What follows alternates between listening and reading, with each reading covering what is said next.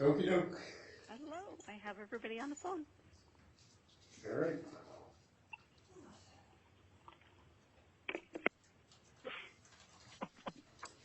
This is CB 2017-055-490. Mr. Easton, would you announce for the record, please? You bet, Your Honor. Brian Easton, appearing on behalf of Gary and Donna Johanson, the petitioners in this matter. All right. Mr. Casavelli, you there? Yes. Would you state your name for the record? Nick Casavelli. And And Nicolina Castelli. Thank you all. All right. If I understand this correctly, did both sides ask for this conference for separate reasons, or? No, Your Honor, the Casavellis alone asked for this. Okay. Mr. Casavelli, go ahead, tell me what the concern is and what you're asking me to do. Well, on the 20th of last month, we had another telephone conference concerning Mr. Johanson's deposition and Mr. Easton's concerns about us taking the video. The next day, on the 21st, we contacted Mr. Easton about setting up the deposition. Date and time we was trying to get for the early part of January 3rd or 4th. Mr. Easton did not respond.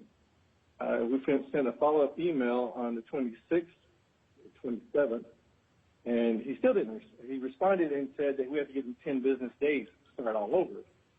We explained to him that we are giving notice. He's aware. We need to get this set up and move forward. And he's just being difficult on this and wanted to set it up 2 weeks out, 3 weeks out. He gives dates that's farther off instead of just complying and having this set and move forward. He gave several dates, he did, but none in the time frame that was even requested that was close. At the time we requested, these were at least 3 weeks out. And that's just one of the issues. Another is that he did file a response to a motion for summary judgment, but he filed it 19 days late. You take 2 off for Christmas and New Year's, still 17 days out, and we have not even received a copy of that, so we don't even know how to reply to these responses. It's back to the game playing with the times that it's trying to just inhibit. And apparently he needs more direction from the court that things need to be done in a timely manner because it's getting closer to trial, and we need to get this to trial, not these delays. All right, well, one of the concerns that you expressed or was in this exchange of communication was they gave you dates starting January 7th, and you wanted it done by January 3rd. Is that right? Yes, I asked for like the 3rd or 4th it was available when I contacted him on the 21st. He didn't respond for a week. Where is it right now? Do you have it scheduled? No. Why not? We can't get it a solid time. If we send an email requesting, saying this date, can you confirm, it'll take him 3, 4, 5 days to even confirm. Okay. That's the game we've been doing this since Mr. Johanson's deposition, and now it's just a repeat with Ms. Johansson's deposition. It's always, he waits till the very last minute to do anything. Hey, Mr. Easton, was it you that provided the 9 different dates? Yes, Your Honor. Are those dates still available, the ones that haven't expired already? Uncertain. Half of those dates have expired. Right. I believe I provided dates on the 7th, 8th, 9th, and 11th. Those are all gone because today's the 11th. The other dates are 16th, 21, 22, 23, or 24. But my client, one of my clients has had eye surgery done that didn't go well, and she's having to go back for eye surgery in February. And so if we proceed with these depositions, it's not certain how well she's going to see. The surgery was to remove a cataract, and something resulted in something pooling in the back of the eye that's now requiring a follow-up surgery, and for a week after that, she's not permitted to drive. So there's going to a week after the follow-up surgery. A week after the follow-up surgery, she can. So what that original cataract surgery has done has caused her vision to be very poor. The cataract was supposed to, getting the cataract removed was supposed to help, but it resulted in getting the cataract removed, but it resulting in this pooling at the back of her eye. Right, but is there anything medically that prevents her from being deposed the week of January 21st? Just, again, Your Honor, the idea that her sight isn't as great. So if they put documents in front of her, I don't know what her ability is going to be to see that. All right, She has a pre-op appointment on January 29th. She's got surgery on February 11th. She's got a follow-up appointment on the 12th of February, a follow-up appointment on the 25th of February, and she has a week of recovery following the surgery where she's not supposed to drive. So, but there are no restrictions on her ability now other than the effect on her eyesight. that is my understanding. She can't see as well right now, and if they want to proceed, that's fine. Then she can always, if she's presented with documents, she can always testify that she's having trouble seeing it, if that's what she's experiencing. Understood. I also am going to take the 24th off the table because I have a full-day trial on the 25th, Your Honor. So. Okay, so 21st, 22nd, and 23rd, you're saying would be available so long as Mr. Casavelli and Ms. Castelli understand that with her compromised eyesight, if they wanted to review things, it may be difficult for her to do so. And that would be, yes. And on the 22nd would be in the afternoon only. And we've requested afternoon anyway, but all three of those dates are open in the afternoon. Okay, so Mr. Casavelli and Ms. Castelli, does the 21st, 22nd, or 23rd in the afternoon work for you? Well, we'll have to make it work, but here's the thing, Your Honor. When we spoke to the Johansons on December 1st, Ms. Johanson stated she had already had both cataracts removed from her eye, and the last one was done in November of 2018. Now, I don't know why it would suddenly develop another cataract. And I don't know either, but that's not my concern at the moment. You want to take the deposition. I heard from Mr. Easton as to what his concerns were. I do not believe that those concerns prevent you from taking the deposition. You said that you can't get an answer as to the dates. I just got you an answer. Which of those would you like to use? Probably the 21st or the 22nd. I have to check with the recording court reporters and see when's available. So I think we should be able to get one of those 2 dates for sure. So when would you know the answer to that? We'll know this evening or by in the morning. Okay, so tomorrow's Saturday. I don't know whether you'll why don't we do this? Let's pick one of those 2 days with the understanding that it would be switched to the other day only if the court reporter is not available. Okay. So how about if we go, do you want to go with the January 21st to be switched to the 22nd only if the court reporter is not available on the 21st? Yes, that'd be fine. Does that work for you, Mr. Easton? Say that again, Your Honor. It would be, the presumptive date is going to be January 21st. Okay. Does it matter to anybody that that's Martin Luther King Day? Oh. Not maybe. No. I don't know. You know, it might to the court reporter though, so let's use the 22nd as the presumed date. Agreed. Okay. To be switched to the 23rd if the court reporter is not available on the 22nd. Would that work? That'll work. Yes. Okay. Aside from the deposition issue, I don't know, is there any other issue that we have to address today? Yes, Your Honor. Timely responding and replying to us, noticing us when he files a response. Like I said, we filed for a motion for summary judgment on the 20th of December. He filed a response on January 7th of 2019, and we have yet to receive a copy as to what his response was. So we can't even file a reply, and we're 5 days into our 10 days already. And we don't know what he filed. And when him filing late, the rules say you have a certain amount of time in order to file. Okay, Mr. Easton, did you mail it out or did you email it? both, Your Honor. No, Your Honor, we've got no email and we've got nothing in the mail. And we don't have a PO box for him to send it to anymore. He has to send it to the one on the registered address with the court is the home address, the 10124 Ironwood, and we've received nothing. As of today, still nothing. Mr. Easton, when did you email it?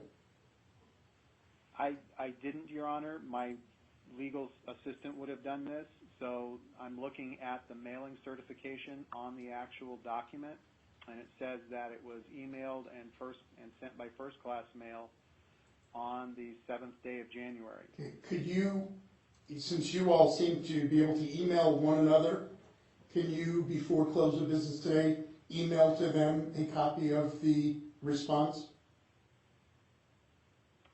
Yeah, I can send him over another copy. Okay. And then, Mr. Casabelli and Ms. Costelli, my inclination would be to give you an extension on the reply time to be 10 days from today, so that if, we would say, let's say January 22nd, so that if you were compromised at all by this delay, we've addressed whatever concern that might create.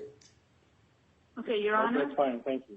I just looked in the email that Brian would use, and the only responses anywhere around the 7th is with Brian concerning this hearing today with Julie Carson back and forth. Okay, well, we know your emails are working because you've exchanged these. So whatever did or didn't happen, I'm not today going to decide that issue. It's going to be resolved by 5 o'clock because Mr. Easton, please make sure you send it, and Mr.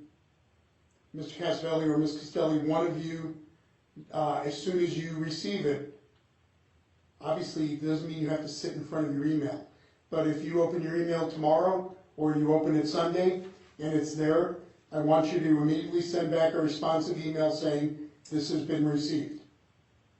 Okay, no problem with that, Your Honor. All right, I'm going to draft the order here. Your Honor, if I may. Yeah.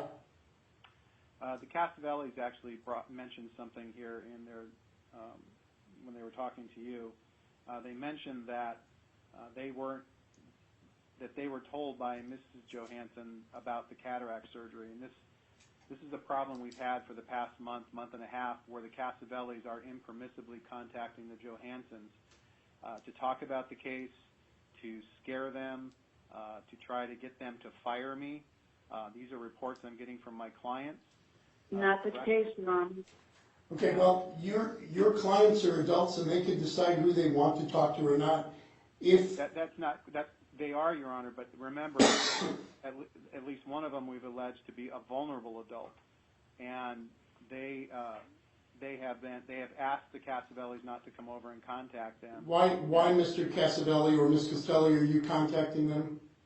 Your Honor, we're not. Mr. Johanson walked up here on December 1st, as we explained last time. That's been the last contact we've had with him. Other than that, there hasn't been, and either he's getting caught up late on this, and we have the video on our security that we're going to be submitting in discovery that shows that Mr. Johanson walked up here, the alleged vulnerable adult. He's the one that walked up here and stated that Mr. Easton would have a hard time proving his case, that Mr. Easton's already told him that. Right, but you've told me about that. You've told me about that before. What I'm asking is, what communication occurred? What communication occurred on December 1st? They contacted us, and in fact, Mr. Johanson asked us to come over and talk. They both did, and we went over and talked, and that's been it. There's been no contact since then. I don't know where. So you're saying they contacted you and invited you over to their home? Yes, sir, Yes, Your Honor. had coffee and talked. Yes, sir. Very civilly. And they enlightened a lot of things. And the issue is here, Your Honor, is they told us they wanted to dismiss this case because they didn't think it was right. They also stated a lot of things that they told Mr. Easton to correct in the complaint, and Mr. Easton didn't do this. We have this recorded that's going to be submitted as well, and I don't think that... Are you talking about December 1st, or are you talking about something before that? December 1st, Your Honor. You're saying that you met with them on December 1st at their home, at their request, and you recorded the conversation? Yes, sir. Yes, Okay. I even have the voice of the conversation where she called to tell me that the grandkids were gone and we could come over. Yes. Okay. The incoming call. I'm going to address this issue. I'm going to dictate the order. Please listen carefully. There are separate issues that created the need for this telephone conference.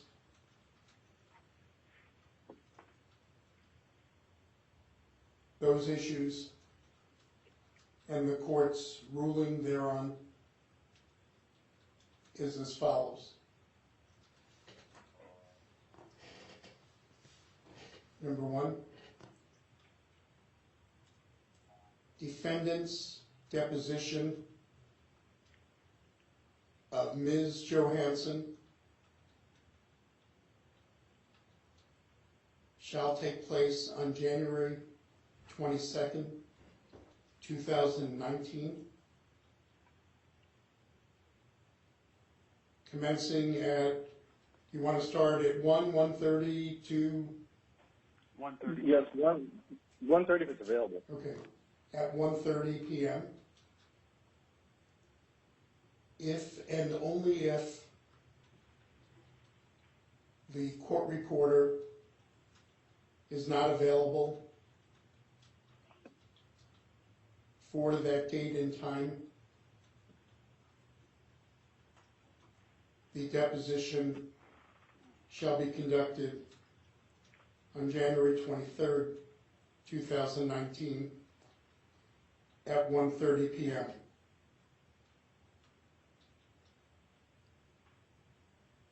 Defendants shall send an email to Mr. Easton by no later than January 15, 2019, confirming which of the two dates shall be used for the deposition.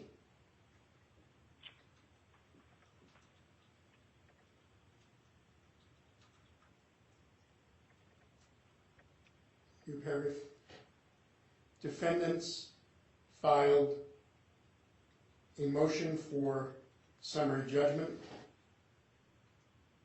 on or about December 20, 2018.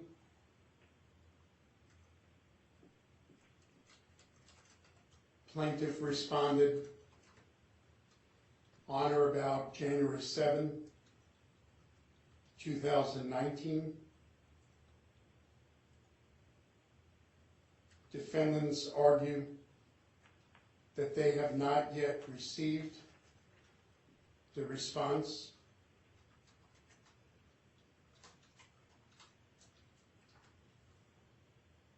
to cure the concerns raised. Mr. Easton shall email this date the response to defendants. Upon their receipt, they shall provide a confirming email back to Mr. Easton.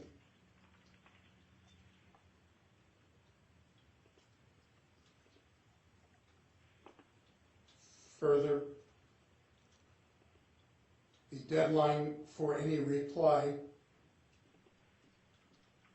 is hereby extended to January 22nd, 2019.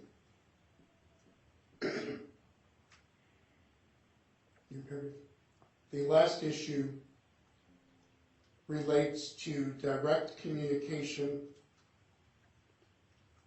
between defendants and plaintiffs. Defendants argue or assert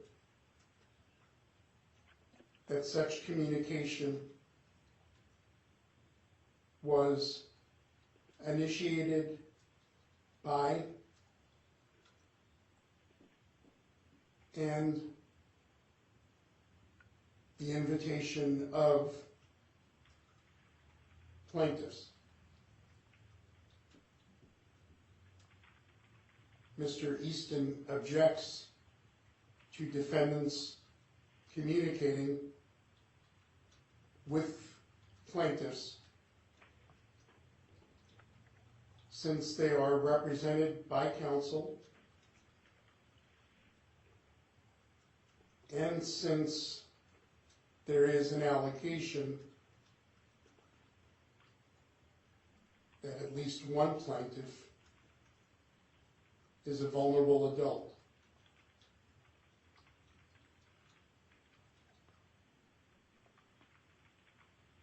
It is ordered that if defendants are contacted by either or both plaintiffs,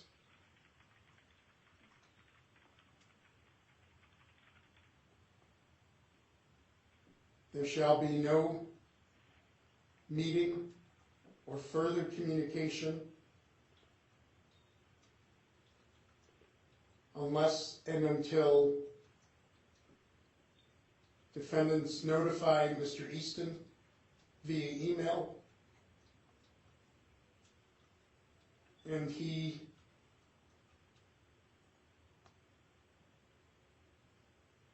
responds after conferring with his clients.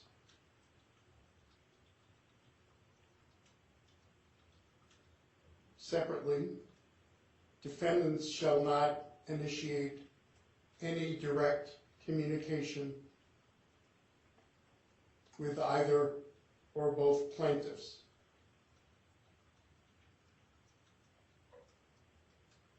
Lastly, any recording of conversations with either or both plaintiffs that occurred on or about December 1, 2018 shall be copied by defendants and forwarded to Mr. Easton for his receipt by no later than January 18, 2019.